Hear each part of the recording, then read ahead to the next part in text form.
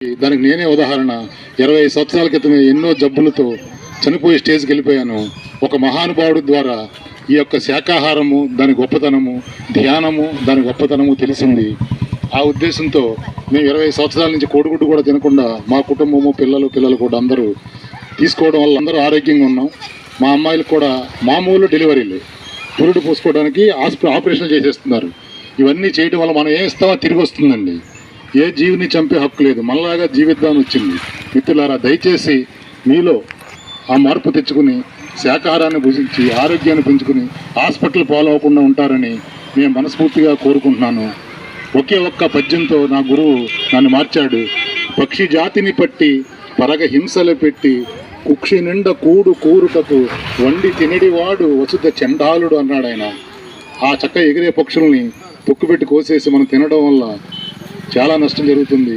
చండాలులతో పోల్చాడు. ఆ ఒక్క పాటతో నేను మారిపోయాను. అది అందరికీ చెప్పాలని మన మీద ఎంతో ప్రేమతో, మన గ్రామం మీద ప్రేమతో, మన మీద ప్రేమతో ఈ ఆడపడుచులు, ఈ యొక్క అన్నలు ఏలూరు నుంచి వచ్చి వాళ్ళకి ఏం పనులు లేవా, అందరూ 6 రోజులు ఏదో పని చేసుకుంటారు. ప్రతి ఆదివారము శాకాహారము తినాలని ప్రతి ఇంటికి పంపులెట్ పంచుతున్నారు. వాళ్ళందరి మీద కృతజ్ఞతతో కనీసం చదవండి, చదివి దాన్ని అర్థం చేసుకోండి, శాకాహారం భుజించండి. Thank you very much.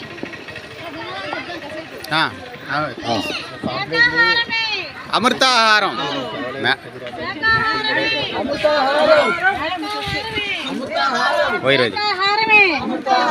శాకాహారమే శ్రేష్టాహారం. శాకాహారమే శాకాహారమే దేవతల ఆహారం. దేవతల ఆహారం, ఋషుల ఆహారం, పుణ్యుల ఆహారం, మానవుని ఆహారం. శాకాహారమే శాకాహారమే శాకాహారమే శ్రేష్టాహారం. శాకాహారం శాకాహారం దేవతల ఆహారం, ఋషుల ఆహారం, మనుష్యుల ఆహారం.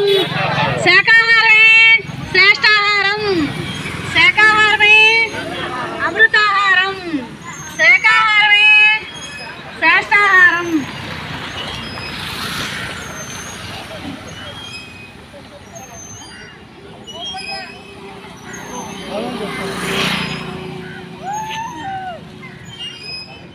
ब्रह्मश्री सुभाष पत्री जी की जय. ब्रह्मश्री सुभाष पत्री जी की जय.